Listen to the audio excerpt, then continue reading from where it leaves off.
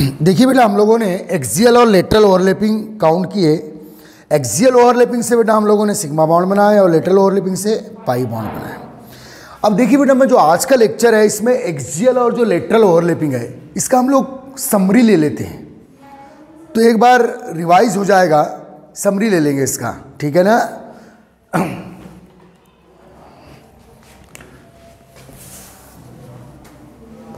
तो लिखिए बेटा, right the difference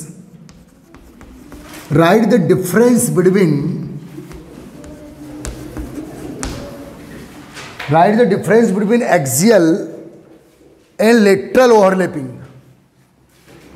axial and lateral overlapping.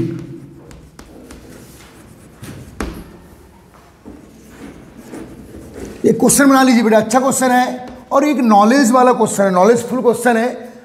अभी तक जो हम लोगों ने लेक्चर नंबर 6 और लेक्चर नंबर 7 में क्या बेटा ओवरलैपिंग काउंट किए हैं। कौन सी ओवरलैपिंग? एक्सियल और लेटरल। और कौन सा बाउंड बनाया बेटा? Sigma and pi bound. उनका एक बार समरी देख लीजिए, तो एक बार और रिवाइज हो जाएगा, आप कंफर्म हो जाएंगे। आ रहा है समझ में?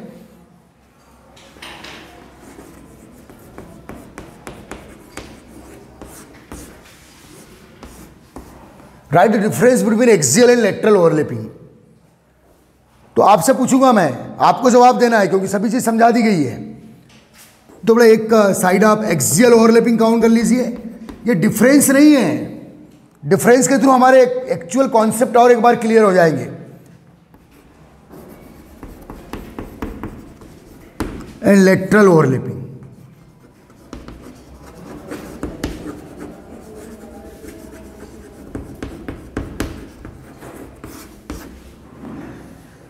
Axial overlapping and lateral overlapping. तो बेटा व्हेन टू एटॉमिक ऑर्बिटल, जब दो एटम के एटॉमिक ऑर्बिटल बेटा माउथ टू माउथ फ्यूज हो रहे हैं, तो कौन सी ओवरलैपिंग है? एक्सियल। समझ में आ रहा है ना? तो देखिए बेटा, एक्सियल ओवरलैपिंग में पहला point, when two atomic orbital, एक बार रिवीजन हो जाएगा और आपके कॉन्सेप्ट भी एक बार और क्लियर हो जाएंगे। व्हेन टू एटॉमिक ऑर्बिटल, लिखिए बेटा, when two atomic orbital fuse mouth to mouth या हेड ऑन टर्म भी यूज कर सकते हैं।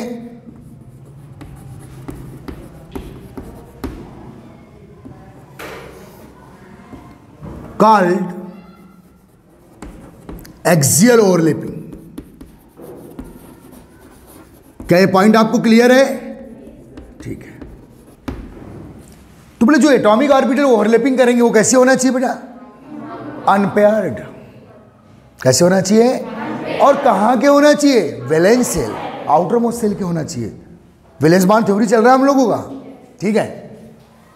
When two unpaired atomic orbital, lateral overlapping में लिखिए बेटा, when two unpaired atomic orbital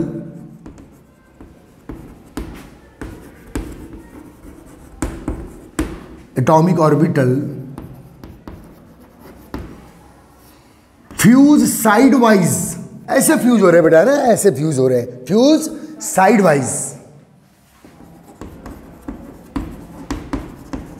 known as lateral overlapping, known as lateral overlapping. Complete कर लीजिएगा इसे, known as lateral overlapping. Okay, तो ये बेटा पहला डिफरेंस। Is that clear? पक्का है सबको? चलो सेकंड, आप बताइए बेटा, जो फर्स्ट टाइम ओवरलैपिंग होगी बिटवीन टू एटॉमिक ऑर्बिटल, जो फर्स्ट टाइम ओवरलैपिंग होगी वो एक्सियल होगी कि लेटरल होगी? एक्सियल। और फर्स्ट ओवरलैपिंग एक्सियल होगी और उसके बाद भी, एक्सियल के बाद भी अगर ओवरलैपिंग हो रही तब फिर कैसी होगी? लेटरल। तो लिखना, बिटवीन टू एटॉमिक ऑर्बिटल, बहुत ही इंपॉर्टेंट पॉइंट है बेटा, between two atomic orbital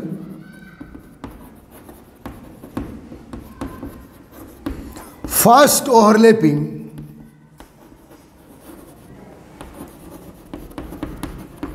always axial. First overlapping always axial.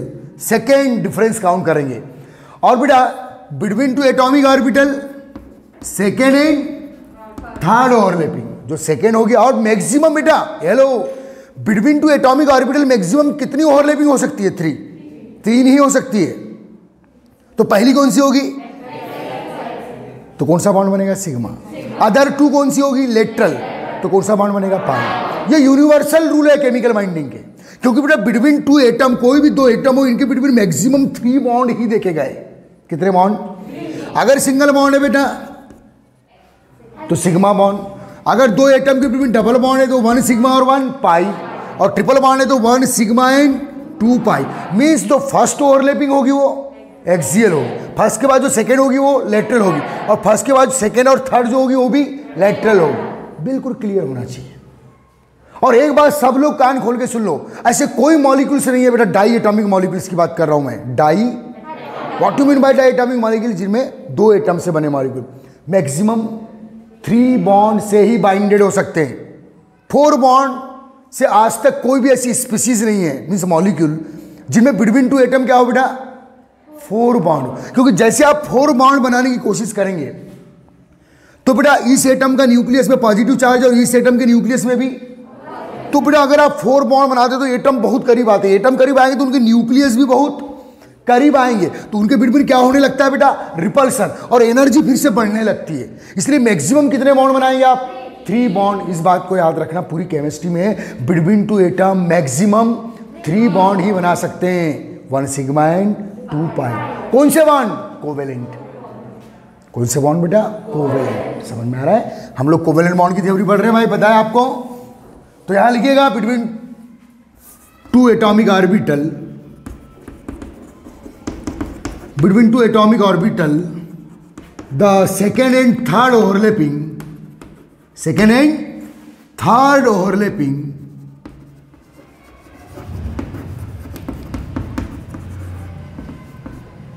is always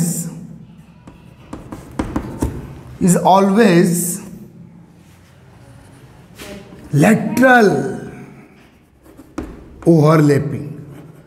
तो बड़ी बेसिक चीजें और बहुत काम की चीजें बेटा, केवल जनरल क्वेश्चन नहीं है। क्वेश्चन तो आता ही है वाला, अभी हाफ ईयरली होने वाली आपकी 12 दिसंबर से सब क्वेश्चंस रहेंगे आपके, आ रहा है समझ में? याद रखिएगा। अच्छा, थर्ड डिफरेंस काउंट करते हैं। चलो, ये फर्स्ट डिफरेंस हुआ बेटा, ये सेकंड डिफरेंस हुआ, आप थर्ड डिफरेंस। चलो आप बताइए डिफरेंस, आप भी बताइए अपनी तरफ से। अच्छा बेटा, between 2 atom the number of axial overlapping is, ये number of lateral overlapping maximum 2, लेकिन आफ्टर एक्सियल। लेकिन between 2 atom the number of axial overlapping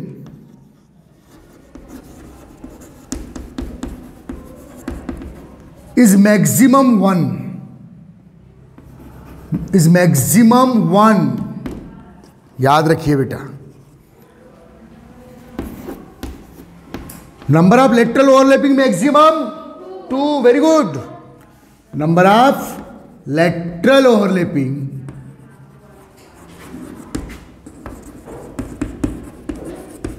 is maximum 2।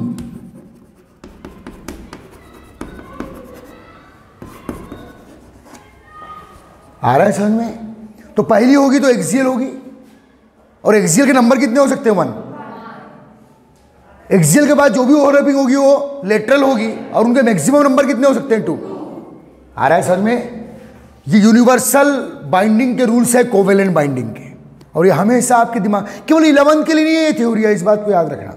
जैसे आपने 9th की थ्योरी केवल 9th के लिए पढ़ ली है, 10th में भूल गए, 10th की थ्योरी 10th के लिए पढ़ ली है, अभी पता ही नहीं है।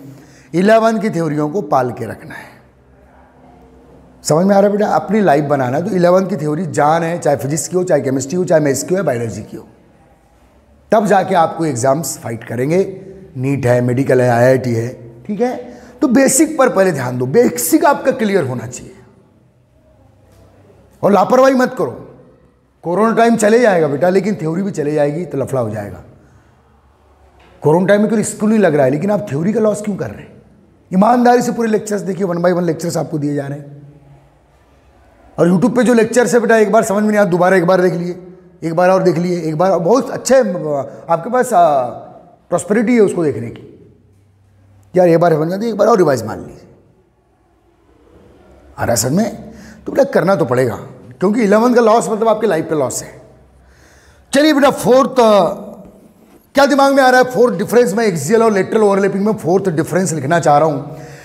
देखो बेटा एक्सियल ओवरलैपिंग ये हेड ऑन ओवरलैपिंग है। अगर दो बॉडी ऐसे बेटा आमने सामने से मिल रही तो एक दूसरे के अंदर ज्यादा इन्वेजिनेट करेगी, ज्यादा इंटर करेगी, और ऐसे फ्यूज हो रही है तो कम। उसको ऐसे समझ लीजिए कि अगर एक कील आपके पास है बेटा, कील आपके पास है, उसे आप इस वॉल में ऐसे पिंच कर रहे हैं तो ज्यादा जाएगा, लेकिन ऐसे पिंच कर रहे हैं तो कम जाएगा। तो जो एक्सटेंट ऑफ ओवरलैपिंग है, एक्सटेंट मीन्स ओवरलैपिंग की शक्ति, द स्ट्रेंथ ऑफ ओवरलैपिंग, कि कितना कम ओवरलैपिंग हो रही है। जैसे दो एटॉमिक ऑर्बिटल बेटा केवल इतने टच कर रहे हैं, इतने फ्यूज हो रहे हैं, और दो एटॉमिक ऑर्बिटल थोड़े ज्यादा फ्यूज हो रहे हैं, और दो एटॉमिक ऑर्बिटल और ज्यादा फ्यूज हो रहे हैं। तो जितना ज्यादा फ्यूजन होगा आप बोलोगे एक्सटेंट ऑफ ओवरलैपिंग उतना ज्यादा है। नहीं है एक्सटेंट, एक्सटेंट मीन्स ओवरलैपिंग की रेंज। अगर केवल टच कर रहे हैं हल्का सा तो आप बोलेंगे ओवरलैपिंग की रेंज कम है। थोड़ा ओवरलैपिंग के ड्यूरिंग ओवरलैपिंग ज्यादा इंटर किए तो आप बोलोगे एक्सटेंट ऑफ ओवरलैपिंग ज्यादा है, और ज्यादा इन्वेजिनेट किए एक दूसरे में ज्यादा तो एक्सटेंट ऑफ ओवरलैपिंग मैक्सिमम, ऐसा बोलेंगे ना। तो लिखिए बेटा आप बताइए एक्सियल ओवरलैपिंग का एक्सटेंट पावर ज्यादा हो गया है लेटरल ओवरलैपिंग का? तो लिखिए fourth, the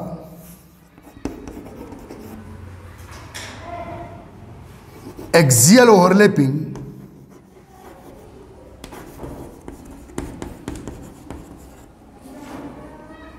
so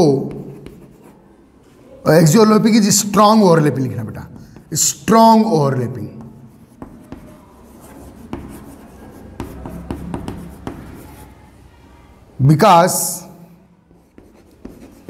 because extent of overlapping, extent शब्द बेटा ध्यान देना, EXTENT, extent of overlapping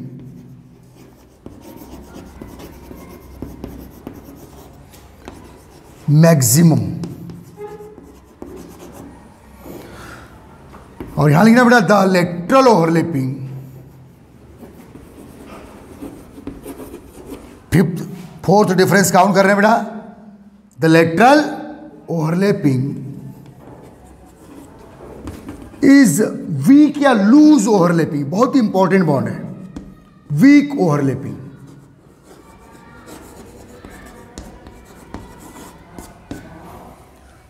the lateral overlapping is weak overlapping. Why? Because, बोलिए बेटा, एक्सटेंट ऑफ ओवरलैपिंग। हर एक पॉइंट या कंपटीशन एग्जाम का MCQ बना सकता है, समझ में आ रहा है? आपको एसरेशन रीजन वाले क्वेश्चन आ सकते हैं। क्यों? Because extent of overlapping is minimum.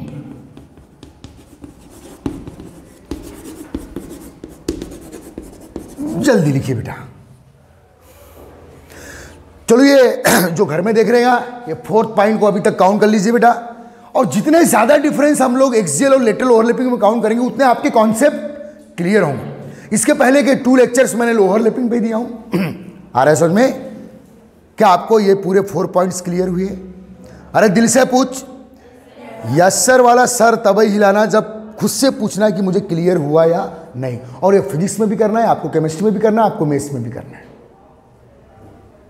क्योंकि बेटा 11 से आप खुद को झाम नहीं दे सकते, क्योंकि आपको कहीं ना कहीं फिर फेस करना पड़ेगा। इसलिए अपने मन से पूछो कि यार ये पॉइंट मुझे क्लियर हुआ या नहीं हुआ। नहीं हुआ तो वंस मोर, नहीं आया समझ में? ओके, तो क्या 4 पॉइंट आपको क्लियर हुए? इसके प्रीवियस लेक्चर में सब बातें हमने बताया, बस हम डिफरेंस के थ्रू समरी लिख रहे हैं। किसका बेटा? एक्सियल और लेटरल। तो हर एक पॉइंट देखो बेटा, इसके बाद को जो अगला क्वेश्चन होगा मेरा वो सिग्मा और पाई बॉन्ड में डिफरेंस होगा। अब जो डिफरेंस किसमें लिखेंगे आप? Axial and lateral. वही डिफरेंस किसमें आ जाएगा? सिग्मा एंड पाई बॉन्ड में आ जाएगा। Covalent bond are 2 type, sigma bond and pi bond. They are found by the axial and lateral overlapping of atomic orbital respectively. Okay, ठीक है। अब ध्यान देना बेटा, चलिए 4th पॉइंट को मैं एज इट इज रख रहा हूं। अब फिफ्थ सिक्स पॉइंट के लिए अपर पॉइंट्स को मैं मिटा दे रहा हूं। अब आपको दिमाग लगाना बेटा और क्या डिफरेंस हम लोग लिखने वाले हैं।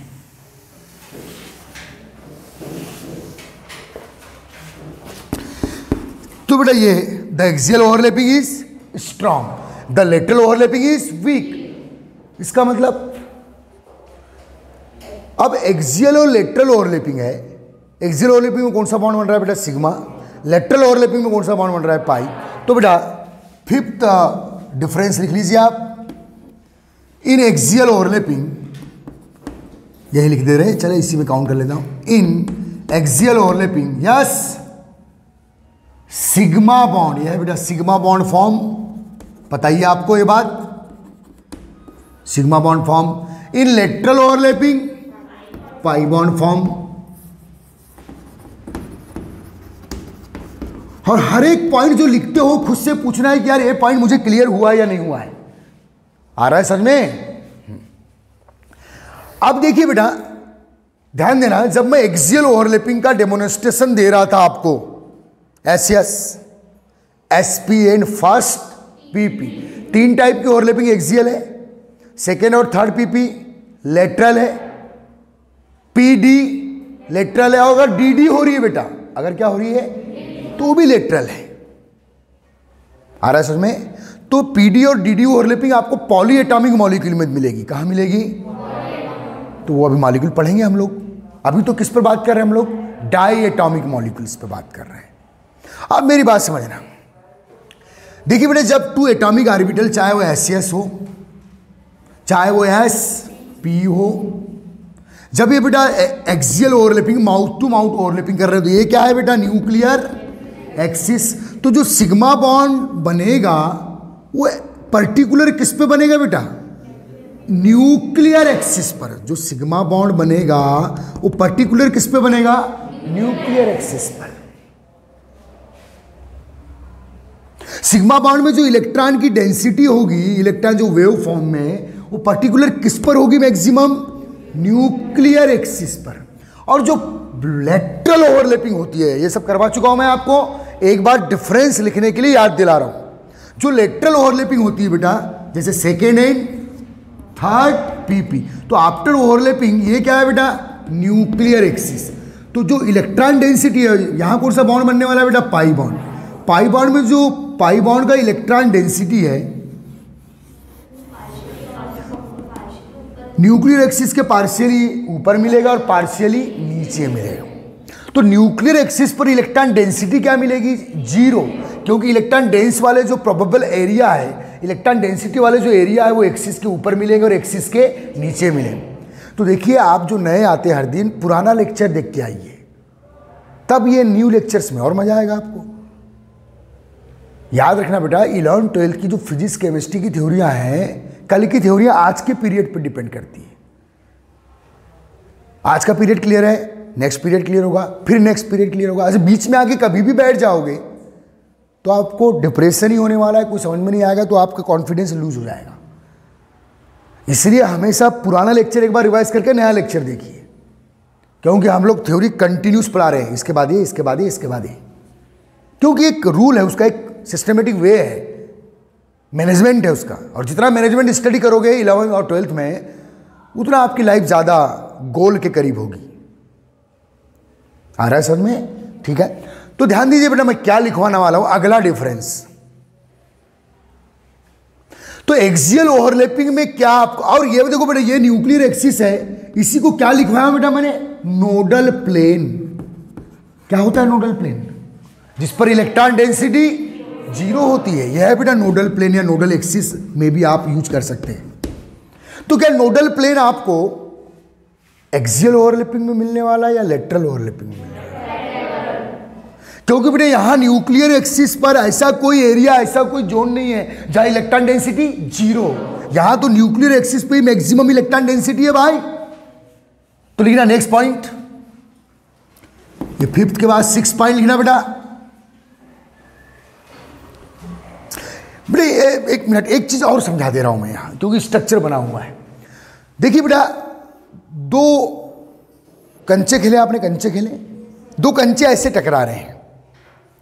कंचे मीन्स एस, कंचे खेले ना कांच वाले, तो एस, एस कैसा होता है बेटा? स्फेरिकल।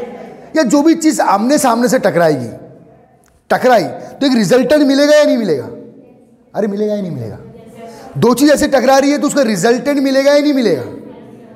परिणामी बोलते हैं इसको, मिलेगा या नहीं मिलेगा? ठीक है बेटा, जैसे एक्स वाई, तो उसका रिजल्टेंट क्या है बेटा? जेड। मेरी बात समझ में आ रही है? यहां एक बहुत अच्छा डिफरेंस और लिखाने वाला हूं, दो डिफरेंस लिखाने वाला हूं।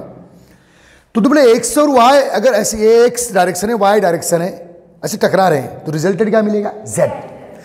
अब किसकी बात कर रहा हूं मैं? एक्सियल ओवरलैपिंग में जब दो ऑर्बिटल ऐसे आमने सामने से टकराते हैं तो उसका क्या मिलेगा बेटा? रिजल्टेंट मिलेगा। रिजल्टेंट डायरेक्शन मिलेगा आपको, ऐसे टकरा रहे हैं तो फिर एक रिजल्टेंट ऐसा मिलेगा।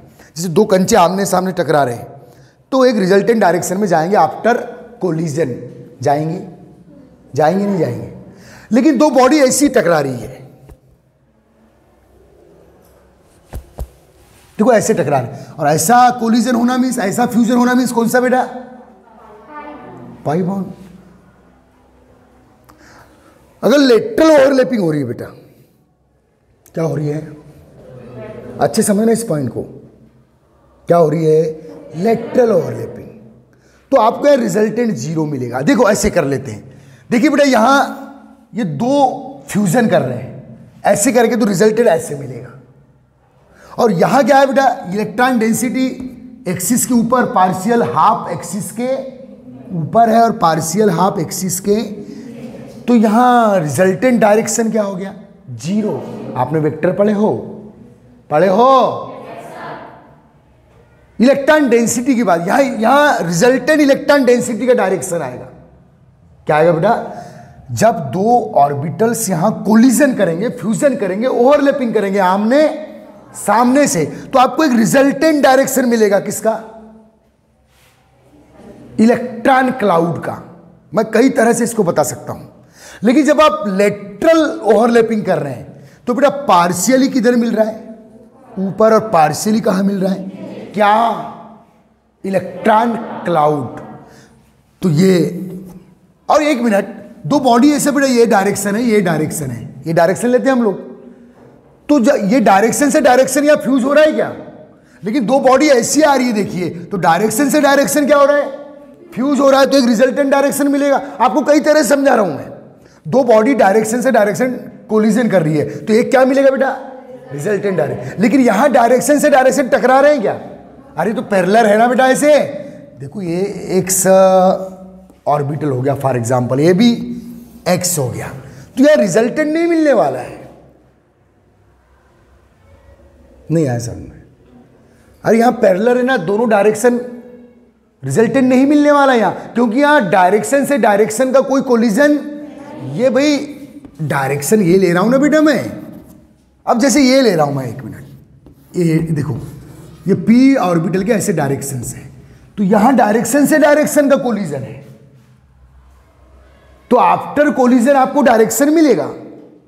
कोलिजन मींस टक्कर, फ्यूजन, ओवरलैपिंग। यहां डायरेक्शन से डायरेक्शन टकरा रहे हैं तो रिजल्टेंट डायरेक्शन मिलेगा। और यहां डायरेक्शन से डायरेक्शन का कोलिजन नहीं है, तो यहां कोई रिजल्टेंट डायरेक्शन। तो कुल मिला के जो लेटरल ओवरलैपिंग होगी वो कैसी होगी? नॉन डायरेक्शनल, क्योंकि दिशा से दिशा का कोलिजन नहीं हो रहा है। और जो एक्सियल ओवरलैपिंग होगी वो कैसी होगी? डायरेक्शनल, क्योंकि डायरेक्शन टू डायरेक्शन कोलिजन हो रहा है। और यहां दो डायरेक्शन ऐसे हैं तो एक दूसरे से फ्यूजन ही हो रहे हैं ना। अरे ऐसे तो देखो, हम लोग ये जो एक्स वाई और जेड बनाते हैं, पी एक्स है, ये पी वाई है, तो ये डायरेक्शन है ना बेटे, इनके ये डायरेक्शन है, इनके ये डायरेक्शन है, इनके ये डायरेक्शन है। अगर दो पैरेलल फॉर्म में टकरा रहे हैं तो डायरेक्शन से डायरेक्शन का कोलिजन नहीं हो रहा है। ये सब ऑल इंडिया कंपटीशन के पॉइंट्स हैं। दिशा से दिशा नहीं टकरा रही है, डायरेक्शन से डायरेक्शन का कोलिजन नहीं है। या इलेक्ट्रॉन क्लाउड की पोजीशन से भी हम देख सकते हैं। कई टाइप की थ्योरियां हैं, तो मैं आपको वेक्टर, अगर आपने फिजिक्स में पढ़े ही हो, तो जब दो दिशाएं टकराएगी तो एक रिजल्टेंट डायरेक्शन मिलेगा। लेकिन दो डायरेक्शन ऐसे आ रहे हैं पैरेलल, देखो बेटा, ये पी ऑर्बिटल में ये डायरेक्शन मैं बता रहा हूं फॉर एग्जांपल, तो ये ऐसे फ्यूज हो रहे हैं, तो क्या डायरेक्शन से डायरेक्शन फ्यूज हो रहा है? नहीं हो रहा है। ये एक प्रकार का फ्यूजन है, कोलिजन है। कोलिजन आप फिजिक्स में पढ़ोगे इन फ्यूचर। तो कुल मिला के मैं एक बात करना चाहूंगा कि जो एक्सियल ओवरलैपिंग होती है, क्या बेटा, वो डायरेक्शनल होती है। ऐसे के कारण फिर एक रिजल्टेंट आता है। एक्स वाई टकराएंगे तो क्या मिलेगा? जेड। अब ये भी एक्स डायरेक्शन है, ये भी एक्स डायरेक्शन है, तो क्या? नो रिजल्टेंट, क्योंकि ऐसे फ्यूज हो रहे हैं। तो कुल मिला के आप दो मेन डिफरेंस मैं यहां लिखना चाह रहा हूं। पहला डिफरेंस काउंट करेंगे आप, ध्यान दीजिएगा। कितने डिफरेंस काउंट किए बेटा अभी तक आपने? 5। 6 डिफरेंस। ना इन एक्सियल ओवरलैपिंग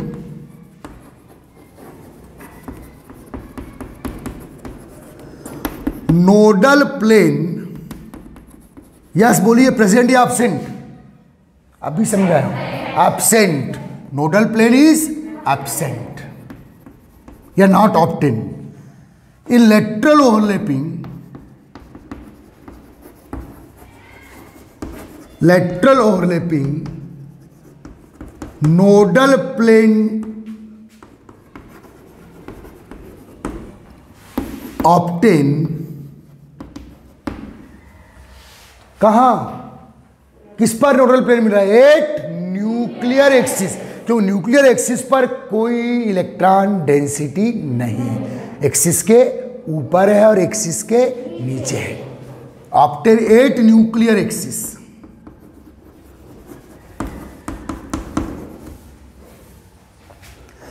तो बेटा अगर ऐसे दो ऑर्बिटल्स ऐसे टकरा रहे हैं तो यहां डायरेक्शन से डायरेक्शन का कोलिजन नहीं है, इसलिए जो लेटरल ओवरलैपिंग है वो कैसी होगी? Non directional. तो बेटा 7th,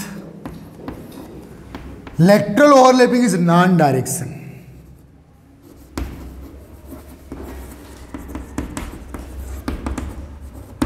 इज नॉन डायरेक्शनल। तो लेटरल ओवरलैपिंग नॉन डायरेक्शनल है, और पाई बॉन्ड किस में बनता है? Lateral overlapping. तो वो भी कैसा होगा? नॉन डायरेक्शनल होगा। और एक्सियल ओवरलैपिंग क्या है बेटा? डायरेक्शनल है। और इस एक्सियल ओवरलैपिंग में कौन सा बॉन्ड बन रहा है? Sigma bond. तो सिग्मा बॉन्ड क्या होता है? डायरेक्शनल बॉन्ड होता है। समझ में आ रहा है? ओके, नहीं आया समझ में? ठीक। और बेटा अगर आपको डायरेक्शन और नॉन डायरेक्शन को समझना है तो ये सबसे अच्छा है। लेटरल ओवरलैपिंग में जो पाई बॉन्ड बनेगा उसमें पार्शियल इलेक्ट्रॉन डेंसिटी एक्सिस के ऊपर है और पार्शियल इलेक्ट्रॉन एक्सिस के नीचे है, तो ये इसका डायरेक्शन माना जाता है, इसका डायरेक्शन, ठीक है, फार न्यूक्लियर एक्सिस माना जाता है। तो दोनों डायरेक्शन क्या होगा बेटा? न्यूट्रल। और इसमें क्या होता है? एक्सियल ओवरलैपिंग में जब टकराएंगे तो एक रिजल्टेंट डायरेक्शन ऐसे मिलेगा आपको। आ रहा है उसमें? After collision, after fusion, after overlapping. इसमें देखो जो ओवरलैपिंग शब्द है इसको आप टक्कर भी बोल सकते हो। किसकी बेटा? ऑर्बिटल्स की। ऑर्बिटल्स का फ्यूजन या कोलिजन या ओवरलैपिंग। ऐसे आ रहे हैं तो रिजल्टेंट मिलता है, और ऐसे आ रहे हैं तो कोई रिजल्टेंट नहीं मिलता। ठीक है, तो बेटा lateral overlapping is non directional and axial overlapping is directional. ये पूरे पॉइंट आपके कॉम्पिटिशन एग्जाम में आ चुके हैं। और 11 का एक बेहतरीन क्वेश्चन है,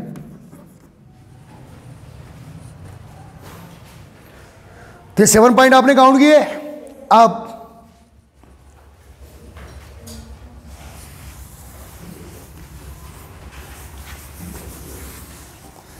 चलिए आप एग्जाम्पल लिख दो बेटा 8th पॉइंट में। तो एग्जाम्पल लिख दो बेटा कि कौन कौन सी ओवरलैपिंग एक्सियल होती है। तो आपको पता ही है, यस, एस एस, जब दोनों एटम के दो एस एस अनपेड ऑर्बिटल टकराएंगे तो आमने सामने से। सेकंड क्या बेटा? S P. और थर्ड क्या बेटा? First PP, first PP. Okay, is that clear? पक्का? ठीक है, इसमें एग्जाम्पल लिख दीजिए। यस बेटा, second and third PP overlapping. दूसरा एग्जाम्पल, ये तो पहला हुआ। दूसरा क्या बेटा? P D overlapping. और कौन सा बॉन्ड बनेगा इसमें? तो इसलिए बेटा इनको ऐसा भी लिखा जाता है, देखो लिखे पी पाई डी पाई भी लिखा जाता है, क्योंकि पाई बॉन्ड बनने वाला है। सेकेंड और थर्ड पीपी ओवरलैपिंग में भी पाई बॉन्ड बनेगा, और पीडी में हमेशा ही क्या बनेगा? पाई, क्योंकि पीडी ओवरलैपिंग नेवर एक्सियल, हमेशा ही क्या होती है? लैटरल। और ये हो गया बेटा, थर्ड लिख दीजिएगा डी ओवरलैपिंग, इसको डी पाई ऐसा लिखा जाता है। लेकिन बेटा ये ऐसे पीडी ओवरलैपिंग वाले मॉलिक्यूल मैंने अभी बताया हूं क्या आपको? अरे नहीं बताया रे, मैंने कौन से मॉलिक्यूल का एग्जांपल दिया हूं? एसएस में S2 मॉलिक्यूल का फॉर्मेशन बताया हूं, एसपी में HCl HBr HF का फॉर्मेशन बताया हूं, पीपी में F2Cl2 Br2 I2 का फॉर्मेशन बताया हूं, देख लीजिए आप नोट्स में। सेकेंड थर्ड पीपी में O2 और N2 मॉलिक्यूल के फॉर्मेशन के थ्रू हमने एग्जांपल दिए। लेकिन अभी पीडी और डीडी ओवरलैपिंग जो हमेशा कैसी होगी बेटा? लेटरल। इनके मॉलिक्यूल सभी नहीं बताए गए हैं, क्योंकि पॉलीएटॉमिक मॉलिक्यूल में होती है। किस में होती है बेटा?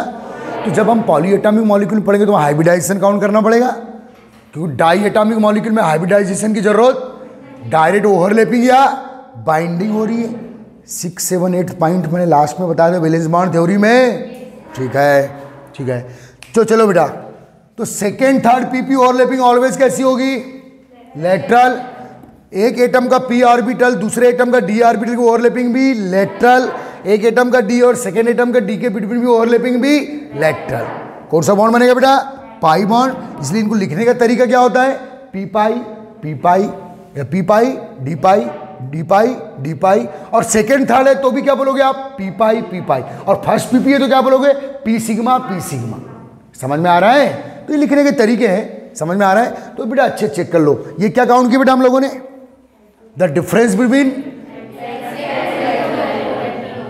समझ में आ रहा है? पक्का। अब नेक्स्ट क्वेश्चन लिखिए, बहुत ही इंपॉर्टेंट। ये समरी है, केवल जितना पढ़े हैं उसमें।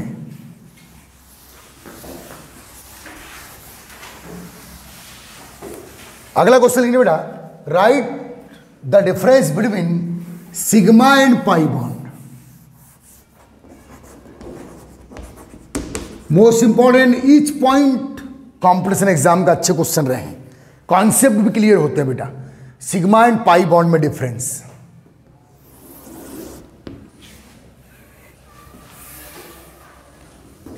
सिग्मा एंड पाई बॉन्ड में बेटा डिफरेंस की बात कर रहे हैं। नो आयोनिंग, जमा ही नहीं लेते, छोटी पाप होता है। तो एक साइड लिखना बेटा सिग्मा बॉन्ड और एक साइड पाई बॉन्ड। तो बेटा मेरे को ऐसा लग रहा है कि जब मैं डायरेक्शनल और नॉन डायरेक्शनल की बात कर रहा हूं, दो चीज़ आमने सामने से टकरा रही, तो डायरेक्शन से डायरेक्शन का क्या हो रहा है? कोलिजन, तो रिजल्ट इन डायरेक्शन मिलेगा। लेकिन दो चीज़ ऐसी टकरा रही जिनका डायरेक्शन ऐसा है, ऐसे, तो क्या डायरेक्शन से डायरेक्शन का कोलिजन हो रहा है क्या? देखो ये ऐसे टकरा रही, तो डायरेक्शन डायरेक्शन का क्या हो रहा है? कोलिजन। ये डायरेक्शनल ओवरलैपिंग हुई। लेकिन दो चीज़ ऐसी कोलिजन, ऐसा बेटा उनके डायरेक्शन ऐसे टकरा रही है, ऐसे फ्यूजन हो रही है, ऐसे ओवरलैपिंग हो रही है। तो डायरेक्शन से डायरेक्शन का कहाँ यहाँ कोई फ्यूजन नहीं है, इसलिए क्या हुआ? Non direction. आ रहा है समझ में? वो इस टाइप की थ्योरी है। या इलेक्ट्रॉन क्लाउड की डेंसिटी से भी उनको लगाया जाता है। ठीक है बेटा। तो कुल मिलाकर फाइनल बात, एक्सियल ओवरलैपिंग कैसी होती है और लेटरल कैसी होती है? नॉन। मींस एक्सियल ओवरलैपिंग जो सिग्मा बॉन्ड बनेगा वो डायरेक्शनल होगा और जो पाई बॉन्ड बनेगा वो नॉन डायरेक्शनल। अब देखिए बेटा एक बार और आपका रिवाइज हो जाएगा, क्योंकि 11 को ऐसे ही पढ़ाया जाता है। मैं कोई ड्रॉपर बैचेस को नहीं पढ़ा रहा हूं। जितना मजबूती से ABCD तैयार होगी आपकी लाइफ उतनी अच्छी होगी। तो बेटा सिग्मा और पाई बॉन्ड में अगला डिफरेंस है, ध्यान दीजिएगा। तो चलो पहला पॉइंट आपको पता ही है। तो सिग्मा बॉन्ड फॉर्म्ड बाय, पहले स्टार्टिंग करते बेटा, बोलो एक्सियल ओवरलैपिंग। लिखो भाई अपने मन से, एक्सियल ओवरलैपिंग। चलिए बेटा कंप्लीट कर लो उसको। Pi bond formed by lateral. यह हर एक पॉइंट इंपॉर्टेंट है, जान है पूरी ऑर्गेनिक इनऑर्गेनिक केमिस्ट्री के आगे। लेटरल ओवरलैपिंग, लिखिएगा बेटा इत्मीनान से, कोई हड़बड़ी नहीं है। जिनका 11th अच्छा होता है बेटा, उन्हीं का 12th अच्छा होता है, उन्हीं का IIT निकलता है, उन्हीं का मेडिकल निकलता है। लेकिन इस बार तुम बदनसीब रहे, कोरोना पीरियड के कारण आपका 11th में मज़ा नहीं दे पा रहे हो, तो अभी भी आपके पास मौका है। समझ में आ रहा है ना? ठीक है, पहला पॉइंट तो क्लियर ही है आपको। इनिशियल 2 लेक्चर से पढ़ रहे हैं आप। चलिए बेटा, 2 एटम है, जैसे कोई भी 2 एटम है, एनी टू एटम के बीच में ऐसे सिंगल बॉन्ड खींच लिया, सिग्मा बॉन्ड बोलोगे। कौन सा बॉन्ड बोलोगे? अगर 2 एटम के बीच में सिंगल बॉन्ड बनाया, समझ जाना, सिग्मा बॉन्ड। अगर 2 एटम के बीच में बेटा कोई भी 2 डिफरेंट या सिमिलर कैसी भी एटम हो, डबल बॉन्ड कर दिया, 1 सिग्मा 1 पाई, ट्रिपल बॉन्ड कर दिया, ये क्लियर हो चुका है अपना। मीन्स एक्सियल ओवरलैपिंग एक ही हो सकती है, और फर्स्ट ओवरलैपिंग हमेशा क्या होगी? एक्सियल, उसके बाद ही लेटरल होगी। मीन्स पहला बॉन्ड हमेशा क्या बनेगा? सिग्मा, उसके बाद ही पाई बनेगा। समझ में आ रहा है? तो सेकंड पॉइंट बेटा बिल्कुल उसकी फोटोकॉपी करना है। किसकी? जो ओवरलैपिंग का डिफरेंस लिखे थे between 2 atom, the first bond is always sigma. बहुत इंपॉर्टेंट लाइन है, यूनिवर्सल लाइन है। पहला बॉन्ड कभी भी पाई नहीं हो सकता, मतलब पहला ओवरलैपिंग कभी भी लेटरल नहीं हो सकती। बिटवीन 2 एटम लिखना बेटा, the first bond is always sigma bond. हमेशा हमेशा के लिए याद रख लो। समझ में आ रहा है? 2 एटम के बीच में जो पहला बॉन्ड बनेगा वो हमेशा सिग्मा ही बॉन्ड, जब जो फर्स्ट ओवरलैपिंग होगी वो हमेशा ही एक्सियल होगी। Now between 2 atom,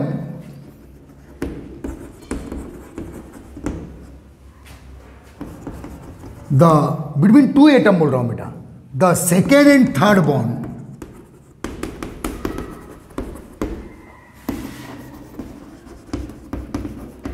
is always yes pi bond।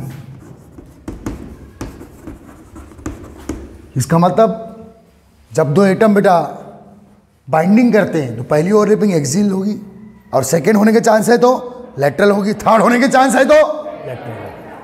आप third point, between 2 atom the number of sigma bond always 1, because number of axial overlapping always 1।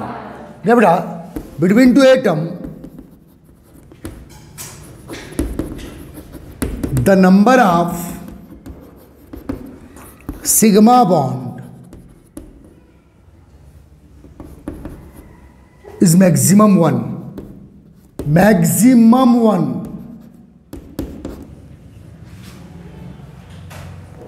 and number of pi bond, second difference, sorry third difference, first हो गया, second हो गया, third, number of pi bond, बोलो बेटा, बोलो बोलो, is maximum 2। लेकिन पहला कौन सा होगा? हमेशा सिग्मा, सिग्मा ही बॉन्ड होगा। ठीक है, is maximum 2।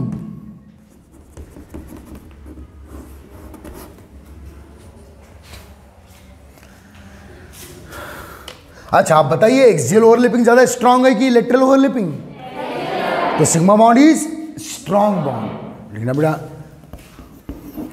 Sigma is strong bond. ये सब पॉइंट बहुत काम आते हैं बेटा जब हम ऑर्गेनिक पढ़ेंगे, इनऑर्गेनिक पढ़ेंगे। वहां रिएक्टिविटी को मेंटेन करता है कौन? सिग्मा और पाई बॉन्ड। बहुत काम वैसे है। Sigma is strong bond and comparatively weak bond, या pi is weak bond. Compare then sigma, pi is weak bond. Is that clear? पक्का? ठीक।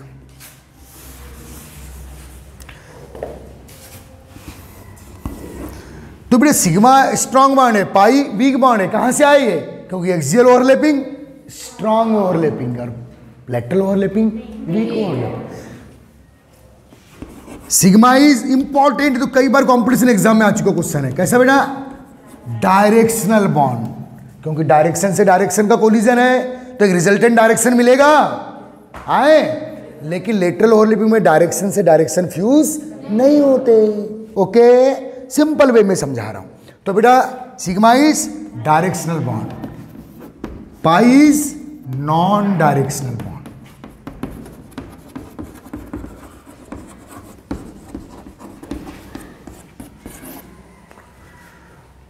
तो सिग्मा बॉन्ड को ब्रेक करने में एनर्जी ज्यादा लगेगी या पाई बॉन्ड को ब्रेक करने में एनर्जी ज्यादा लगेगी? सिग्मा बॉन्ड को ब्रेक कर, स्ट्रांग है ना यार भाई, एक स्ट्रांग बॉन्ड को ब्रेक करने में एनर्जी क्या लगेगी बेटा? ज्यादा। तो हाई एनर्जी बॉन्ड है और ये लो एनर्जी बॉन्ड है, एक ही बात हो गई। कौन हाई एनर्जी बॉन्ड है? सिग्मा। क्योंकि जो स्ट्रांग होगा उसको ब्रेक करने में रिक्वायर्ड एनर्जी ज्यादा लगेगी। आएगी बेटा समझ में?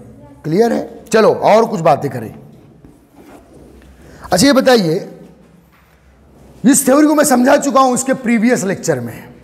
सिग्मा बॉन्ड में नोडल प्लेन मिलेगा या पाई बॉन्ड में? ठीक है। इन सिग्मा बॉन्ड, बहुत ही प्यारा पॉइंट बेटा, nodal plane absent.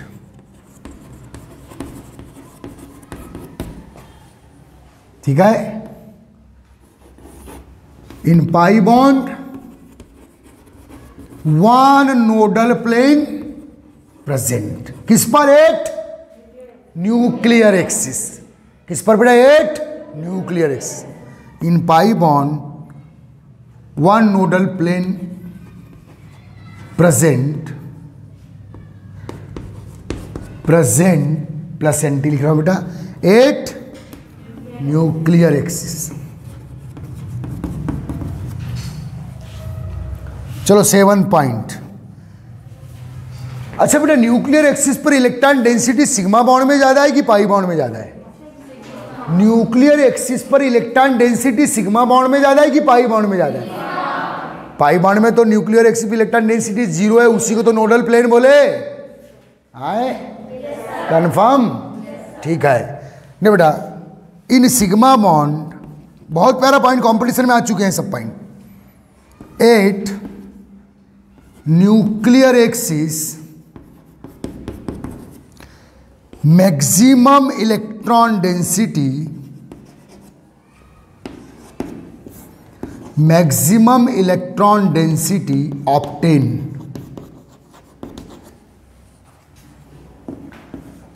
In pi bond at nuclear axis electron density is 0। शाबाश बेटा, electron density is obtain 0। Electron density obtain 0। और 0 इलेक्ट्रॉन डेंसिटी वाला जो एक्सिस है उसी को क्या बोलेंगे बेटा आप? नोडल प्लेन या नोडल एक्सिस में भी। समझ में आ रहा है ना? ऑब्टेन 0 मोस्ट इंपॉर्टेंट है। सभी पॉइंट आ चुके कॉम्पिटिशन एग्जाम में। क्लियर है? पक्का? ठीक है बेटा। एक थ्योरी और क्लियर किया था मैंने शायद इसके प्रीवियस लेक्चर में, जस्ट पहले वाले में। आपसे पूछ रहा हूं, सिग्मा बॉन्ड में फ्री रोटेशन होगा या पाई बॉन्ड में? सिग्मा बॉन्ड में होगा। पाई बॉन्ड में कैसा रोटेशन होगा? रेस्ट्रिक्टेड। क्योंकि बेटा पाई बॉन्ड में इलेक्ट्रॉन क्लाउड पार्शियली ऊपर है और पार्शियली, तो जो पाई इलेक्ट्रॉन है वो इस एक्सिस को ऐसा क्रॉस नहीं कर सकते। जबकि सिग्मा बॉन्ड एक्चुअली किस पर बन रहा है बेटा? एक्सिस पे बन रहा है। तो सिग्मा इलेक्ट्रॉन न्यूक्लियर एक्सिस के अराउंड 360 पर रोटेट हो सकते हैं। लेकिन क्या पाई रोटेट होंगे? क्योंकि यहां जोन खत्म हो गया ना बेटा, यहां से यहां पाई खेलेगा, यहां से यहां खेलेगा। बस जहां जोन होगा वहीं पाई इलेक्ट्रॉन क्लाउड होगा। वैसे ऐसे पाई इलेक्ट्रॉन ऐसे ऑस्किलेशन वहीं के वहीं करेंगे, जबकि यहां 360 पे रोटेट हो सकते हैं। तो ये बहुत प्यारा पॉइंट है बेटा। आ रहा है समझ में? तो लिखिएगा, कितने पॉइंट हुए अभी तक? 7। चलिए 8th पॉइंट लिखिए बेटा। हर एक पॉइंट कंपटीशन एग्जाम का एमसीक्यू बनाया है बेटा इसके पहले की एग्जाम्स में।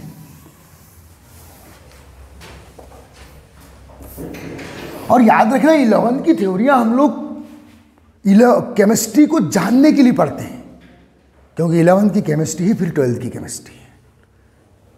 केमिस्ट्री को समझने का फर्स्ट टाइम जो मौका मिला है ना बेटा, वो 11th में ही मिलता है। इसके पहले आपने फिजिक्स अच्छे से पढ़ लियो 9 से ही। केमिस्ट्री पहली बार ही क्लियर कहां से होती है? 11 से। फिजिक्स को क्लियर करने के लिए मैथ्स चाहिए, और मैथ्स आप बहुत पहले से पढ़ रहे हो। केमिस्ट्री आप फर्स्ट, इसलिए केमिस्ट्री में बहुत आपको एनर्जी देना पड़ता है। 11 से एक्चुअल केमिस्ट्री स्टार्ट होती है। आ रहा है समझ में? अब ध्यान देना, कितने पॉइंट हो गए बेटा? 8th पॉइंट लिख रहा हूं मैं, सिग्मा और पाई बॉन्ड में डिफरेंस। और हर एक डिफरेंस कलेजे से लगाने के काबिल है, मतलब क्वेश्चन आते हैं इसके। और थ्योरी क्लियर करता है कंपटीशन एग्जाम की, हर चैप्टर को क्लियर करता है। आ रहा है सर में? तो बेटा मैं बात कर रहा हूं सिग्मा बॉन्ड में एक्चुअल इलेक्ट्रॉन डेंसिटी किस पर मिल रही है बेटा? Nuclear axis. तो ये बेटा इलेक्ट्रॉन डेंसिटी वाले, इलेक्ट्रॉन के पाए जाने वाले एरिया है किसके?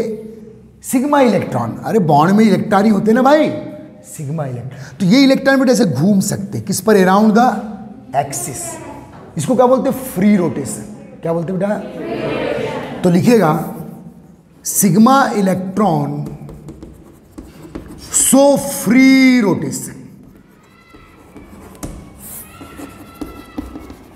ये जो छोटे छोटे टर्म है, आगे की ऑर्गेनिक में बहुत से कॉन्सेप्ट क्लियर करने वाले। सिग्मा इलेक्ट्रॉन क्या शो करते हैं बेटा? Free rotation. किसके around? Nuclear axis. Around nuclear axis, around nuclear axis.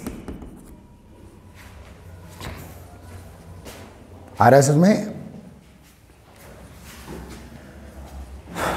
Okay.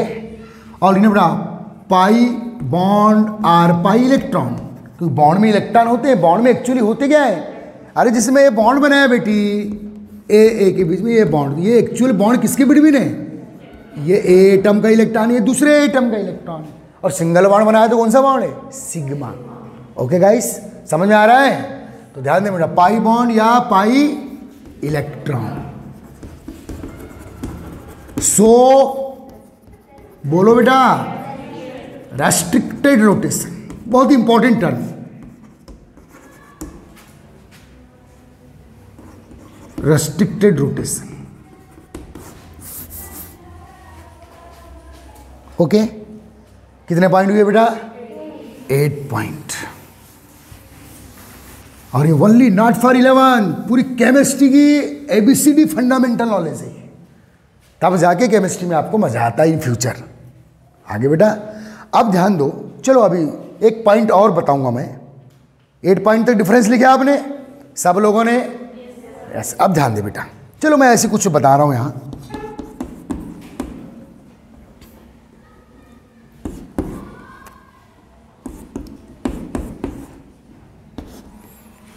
चलिए बेटे, एक ऑर्गेनिक मॉलिक्यूल बनाया हूं मैंने, जिसमें आपको कार्बन कार्बन के बीच में single bond, triple bond, double bond दिख रहे हैं।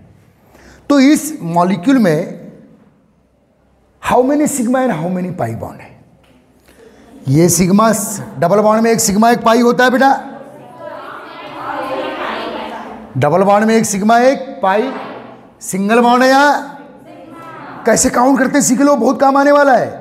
तो यहां 2 एटम के बिटवीन 1 बॉन्ड है, तो यहां 2 एटम के बिटवीन 1 बॉन्ड है, तो यहां 2 एटम के बिटवीन 3 बॉन्ड है, तो 1 सिग्मा 2 पाई। ऐसे काउंट करते हैं बॉन्ड्स को। समझ गए आप सब लोग? ये बार बार करना है 12 तक। अब ये सिग्मा बॉन्ड है, सिग्मा बॉन्ड है, सिग्मा बॉन्ड है, पाई बॉन्ड है। जहां डबल बॉन्ड है एक सिग्मा एक पाई, केवल सिंगल बॉन्ड है सिग्मा काउंट करना। ट्रिपल बॉन्ड है एक सिग्मा 2 पाई काउंट करना। अगर बेटा एक नया पॉइंट और ला रहा हूं, यहीं से समझा रहा हूं। अगर कोई बॉन्ड अपनी पोजीशन यहां चेंज करना चाह रहा है, अच्छे समझना, कोई बॉन्ड अपनी पोजीशन, इस मॉलिक्यूल के अंदर कोई बॉन्ड अपनी पोजीशन चेंज करना चाह रहा है, अच्छे समझना मैं क्या बोल रहा हूं, और आंसर आपको देना है। इतनी थ्योरी समझाया मैंने। ये एक मॉलिक्यूल है, कार्बनिक ऑर्गेनिक मॉलिक्यूल है। कार्बन कार्बन कार्बन है तो ऑर्गेनिक मॉलिक्यूल है, ठीक है बेटा। अगर इस मॉलिक्यूल में कोई बॉन्ड अपनी पोजीशन चेंज करना चाह रहा है तो आप सिग्मा बॉन्ड के सिग्मा बॉन्ड को दिमाग में लाएंगे या पाई बॉन्ड को दिमाग में लाएंगे? अपनी पोजीशन चेंज करना चाह रहा है तो किसे आप डिस्प्लेस कर सकते हो, किसको उसके पोजीशन से हटा सकते हो, सिग्मा को कि पाई को? क्यों? क्योंकि पाई बॉन्ड लूज बॉन्ड है, लूज है मीन्स एटम से लूजली बाइंडेड है वो। कंपेयर देन सिग्मा बॉन्ड, अच्छे समझना, अगर मॉलिक्यूल के अंदर बहुत से सिग्मा और पाई बॉन्ड है और आप किसी बॉन्ड को हटाना चाहते हो, उसकी पोजीशन को चेंज करना चाहते हो, उसकी लोकेलिटी को चेंज करना चाहते हो, तो आप किसको प्रेफरेंस देंगे, सिग्मा को कि पाई को? किसको प्राथमिकता देंगे आप? क्यों देंगे आप? क्योंकि पाई बॉन्ड वीक बॉन्ड है, वीक बॉन्ड में से एटम से लूजली बाइंडेड होता है, जबकि सिग्मा बॉन्ड एटम से स्ट्रांगली बाइंडेड होता है, जबकि पाई बॉन्ड एटम से। तो अगर कोई अपनी जगह छोड़ना चाह रहा है तो कौन रन छोड़ बनेगा इसमें, पाई क्या सिग्मा? क्यों? क्योंकि पाई बॉन्ड वीक बॉन्ड है। कंपेयर देन सिग्मा, क्योंकि पाई बॉन्ड लेटरल ओवरलैपिंग से बनता है और पाई बॉन्ड जो लेटरल ओवरलैपिंग है वो वीक ओवरलैपिंग है। मींस पाई बॉन्ड एटम से ज्यादा स्ट्रांगली, इन दो एटम से ज्यादा स्ट्रांगली बाइंडेड, ये दो एटम से ज्यादा स्ट्रांगली बाइंडेड, और जो स्ट्रांगली बाइंड, जैसे बेटा दो मजबूत पक्के दोस्त एक क्लास में बैठे हैं और जो दूर के दोस्त बैठे हैं, आप ही देखे हो 9th क्लास से बैठे हो, 8th क्लास से बैठे हो, जो खास दोस्त है वो अपनी जोड़ी स्ट्रांग बाइंडिंग है, लेकिन जिनसे कम पड़ती है वो ये कभी इधर बैठ जाएगा, कभी इधर बैठ जाएगा, कभी इसको छोड़ देगा। यस यस, नहीं आया समझ में? जो मजबूत दोस्त होते हैं वो हमेशा एक ही बेंच पे साथ साथ बैठते हैं, ऐसे कई बार देखे हम लोगों ने। और जो टेम्पररी टाइप के, कभी इधर कभी इस साथ बैठ गए, कभी उसके साथ बैठ गए, तो कौन अपनी पोजीशन चेंज करता है? जिसकी किसी के साथ भी मजबूत दोस्ती नहीं है। ओके ओके, आप क्लास में डेस्क बेंच से दिमाग लगा सकते हो वाला। कौन अपनी पोजीशन चेंज करता है? कौन स्टूडेंट या कौन छात्र जिसका क्लास में सब एक जैसे, सब बराबर है उसके लिए, जो किसी के साथ ऐसी क्लोज बाइंडिंग। लेकिन जो क्लोज बाइंडिंग वाले दोस्त हैं, ड्रेस भी सेम ही पहन के आती, कभी आ रहा है बेटा समझ में? पक्का? तो मुझे बताइए क्लास में कौन सा स्टूडेंट अपनी पोजीशन चेंज करता है अलग अलग डेस्क पर, जिसका कोई किसी के साथ स्ट्रॉन्ग बाइंडिंग? ये क्लियर हो गया? तो बताओ मॉलिक्यूल में कौन सा बॉन्ड अपनी पोजीशन चेंज करने की सोचेगा? और याद रखना बेटा, ये बहुत बड़ी थ्योरी है जिसको मैंने मजाक मजाक में समझाया, इसको मेसोमेरिक इफेक्ट बोलते हैं। क्या बोलते हैं बेटा? बोलिए क्या बोलते हैं? तो मेसोमेरिक इफेक्ट क्या है? आपका कोई दोस्त जिसे आप दोस्त मानते हो बार बार अपनी पोजीशन चेंज कर रहा है, क्योंकि उसके साथ आपकी स्ट्रांग बाइंडिंग नहीं है। आ रहा है समझ में?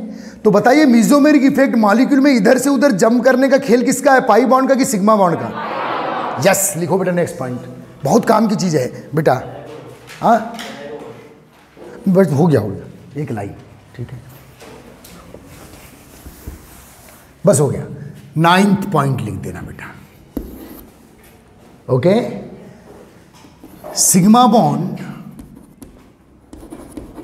डज नॉट या doesn't change own position within molecule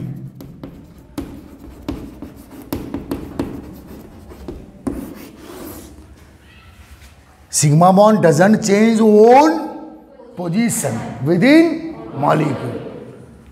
pi bond बहुत ही इंपॉर्टेंट पॉइंट बेटा, बहुत ही जानदार, जब आगे काम आएगा तो मजा आ जाएगा आपको।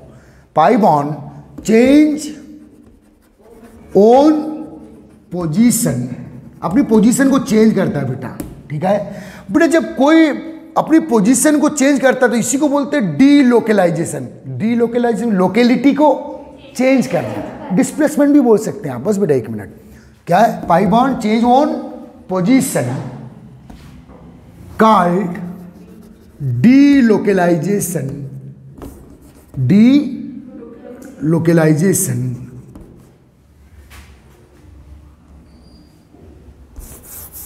लोकेलिटी, लोकेलिटी क्या है बेटा? अपने स्थान को चेंज करना। समझ में आ रहा है? Called D localisation.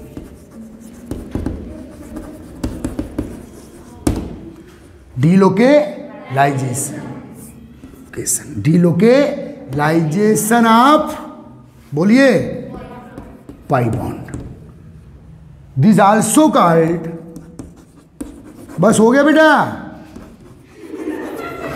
This also called mesomeric effect. This also called mesomeric effect. तो मेसोमेरिक इफेक्ट कौन शो कर रहा है भाई? Pi bond. कौन शो नहीं कर रहा है भाई? सिग्मा 1।